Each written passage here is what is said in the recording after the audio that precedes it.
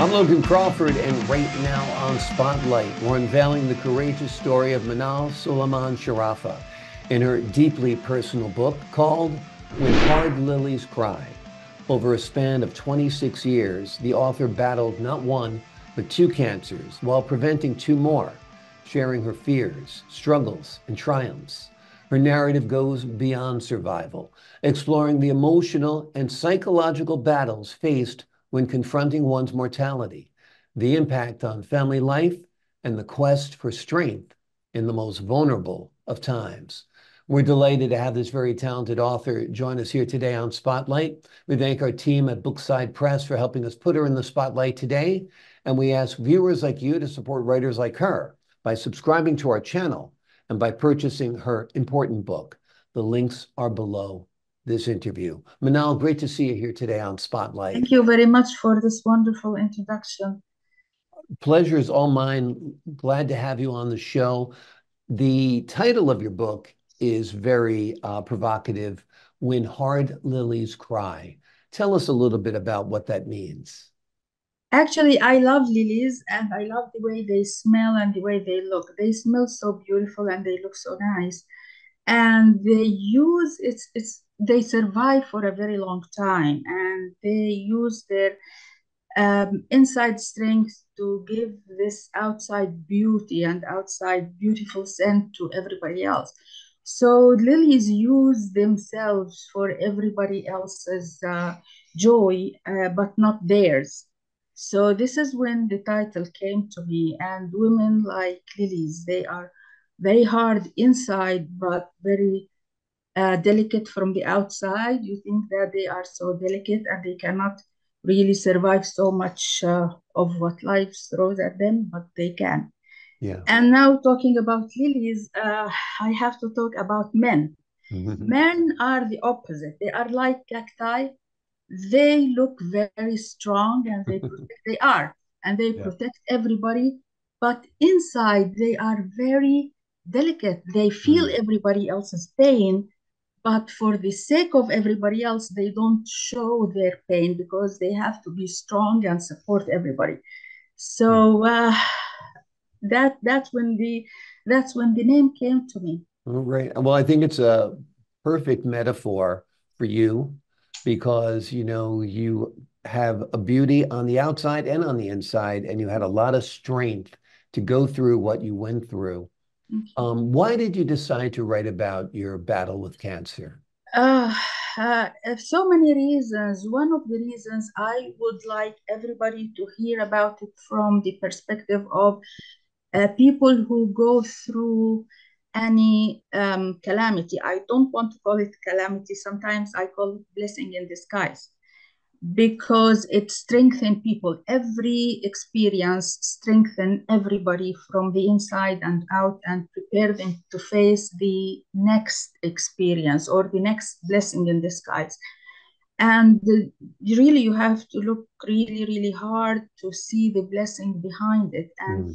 when it's over, and well, it's never over, but sometimes you can step outside of the picture and see it clearer. And then Mm. you see how this helps the person who goes through it. And when everybody look at that person, they really don't know the struggle that's going inside. You have Mm. to look brave and you have to take all that pain and you have to raise a family and Mhm. work and survive. Mhm. So it is not easy to juggle all this together inside. And I wanted everybody to know what the person who goes through the calamity really feels, so Yeah. they understand more how to help them. Yeah. Live long enough, unfortunately, all of us will have some kind of health struggle, whether it's cancer or heart or kidneys or lungs or whatever it is, unfortunately. That's just part of being human. So to That is have this true. book, to show your bravery, to show your courage, to show your journey, I think is That is important to true. folks. Talk to me about this. What was it like having those emotional conversations with your children and your family about your diagnosis and your treatment? It was so hard. It Mhm. was really hard. Um, Funny you mentioned that. Yeah.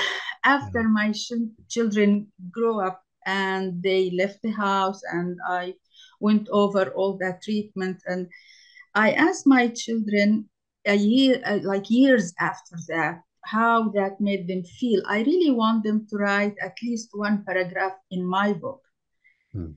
and how they feel, how they felt, how they dealt with it as children. They didn't know what to do. You know what? It's funny that they wouldn't look me in the eye. Mm. That's how it was still hurting them. That Yeah. how much in pain they were still after all these years. So we don't mention it now. And if we mention it briefly, we talk about it. But Yeah. I don't want to put them through the pain. Actually, the pain I went through, and that's why it took me so long. I have to mention that it took me Yeah. 26 years to be able to write the book. I always wrote in my laptop and put it aside, and okay, it's done, dealt with, I don't have to deal with it anymore. But it was all building up inside Mm. until I wrote it all and I faced it all over again. I wasn't ready to do Yeah. that. And when I was ready to do that, that's when I really wrote the book, and it's out. Yeah. Well, like I said, we're glad it's out because it was a struggle you had, but it was a struggle that many people have. And I think by sharing your journey, people will learn from it. What advice do you have for folks who are going through facing a cancer diagnosis right now? What would you tell them? I would say be true to yourself and to everybody else. Don't keep any emotions inside, because it will hurt you and it will hurt everybody else. And all these people who are around you, you think you protect them, but you really are not protecting them. Mm. So put everything out in the open. Speak about your feelings. It's not when you say how mad you are or how angry you are with your divine decree, let's call it, it doesn't mean that this person lost his or her faith in God or in Mm. fate. You are actually, when I talked about it, so few of people who are around me thought that no, no, no, you shouldn't say that. You should thank God for everything. It happens for a reason. Yeah, but when I talked about it, I realized how not in control of my fate I was. Yeah. And believe it or not, that brought me stronger, made my faith stronger, and it brought me closer to God. Yeah. So, like, there are so many spiritual reasons, and I gained so much from this book. Yeah. Yeah. Physically, spiritually, psychologically, I'm much stronger. I speak about my feelings more open. Yeah. When people get a diagnosis like cancer, sometimes they're angry at God. They say, why me? I'm a good person. Why did you strike me like this? How did you reconcile that perhaps anger or bewilderment with your love and your faith in God? I still ask why me, Mm. believe it or not. I still Yeah. ask why me. But you still have to deal with whatever life throws at you. Mm. It strengthened me, and really, I realized that cancer is not the first calamity in my life. Mm.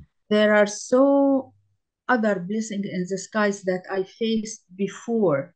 And believe it or not, these calamities before cancer toughened me, or that's what I believe, or the conclusion I came to, that they all toughened me to be able to face something as strong as that. And it's not just strong, it is also confusing. So I have to fight so many ways with the kids, with my husband, with my friends, with myself, with my job, with everything. So I have to go everywhere and fight cancer. And really, the blessing in disguise, Mm. blessings in disguise that I faced before cancer toughened me and prepared me to face cancer.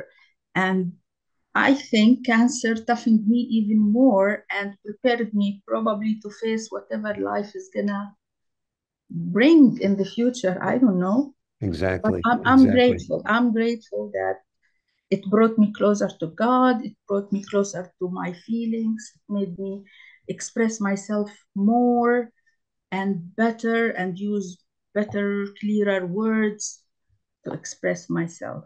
Yeah. Somebody once said to me, life is hard. And once you accept the fact that life is hard, it becomes easier.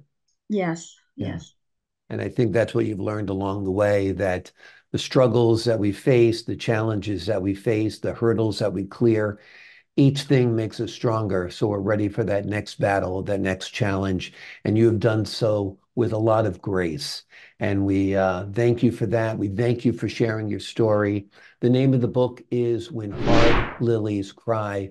It's an amazing story. It is Manal's personal story of her battling not one but two cancers while preventing two more yes, rather. And yes, she shares her fears, her struggles, her triumphs, and her narrative is one that goes beyond survival.